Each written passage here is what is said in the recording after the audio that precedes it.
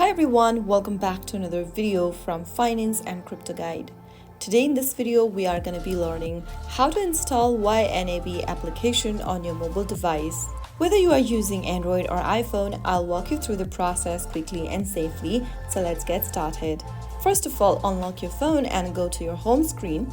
And for Android users, open up Google Play Store. For iPhone users, open up App Store. In the search bar, type in YNAB and search. Look for this application that says YNAB, you need a budget, LLC, and once you see this, simply tap on the install or the get button. Wait for the application to download and install, which may take a couple of minutes depending on your internet speed. Make sure you have the stable internet speed, and then once it is done, tap on open. And that's how you can easily download and install YNAB application on your smartphone, whether you are using Android or iOS. If you found the video helpful, don't forget to like, share, and subscribe to the channel.